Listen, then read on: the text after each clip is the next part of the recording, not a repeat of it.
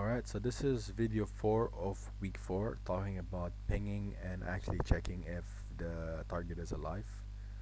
So let's go for basics, I guess. So we can do ping minus C, the command, and 4 is how much echo requests we need. And let's just ping this server, for example. So this pings it 4 times to see if the server is alive. I mean, you could also do rping.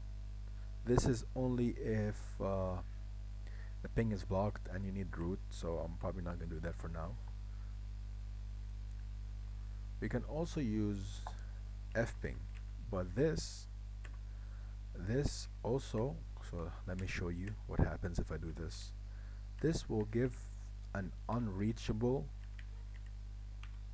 If I do 24, this will reach, so from my experience, the first 3 are reachable, but after that they are gonna be unreachable, as you'll see now.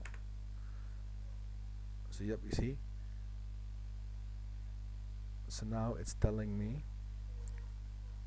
they are unreachable. What that means,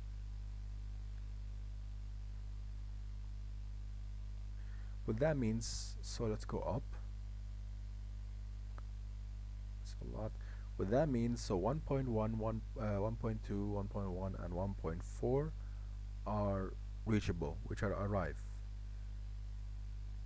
But the others are unreachable because it's relying on an ICMP host, which means, like, let's say like 1.46 did not respond. This means like it's blocking the ISMP, or there's actually no root for that.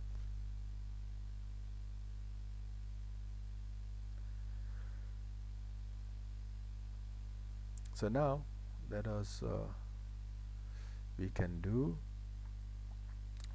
go for nmap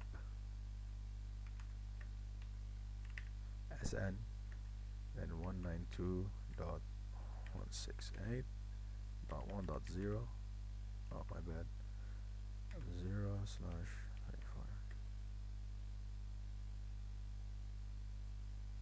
I think I did it right. Let's hope. Yep. So what this does is this is a ping sweep, I guess you can say.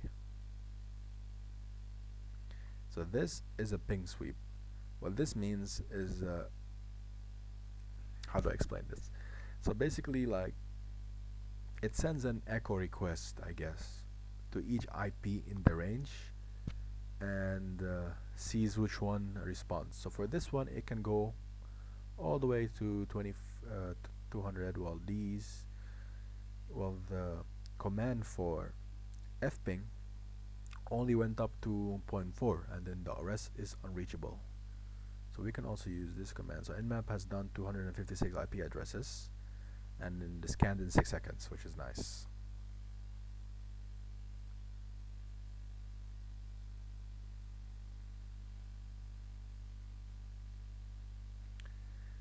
So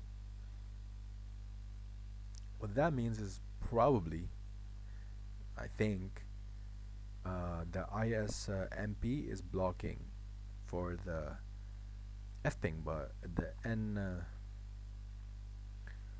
for this one here, it was fine. So that's nice.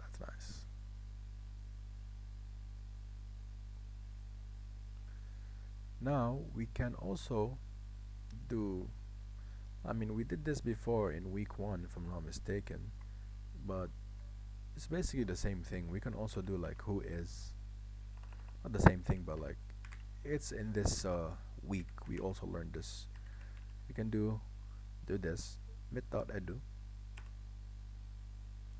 boom. So this will basically give us everything. So this will show domain registration, the contact info, and useful, like, basically just for gathering information. These, I mean, that's good. So the ping methods, the nm and the nm map, the ping methods and stuff, is to see if the actual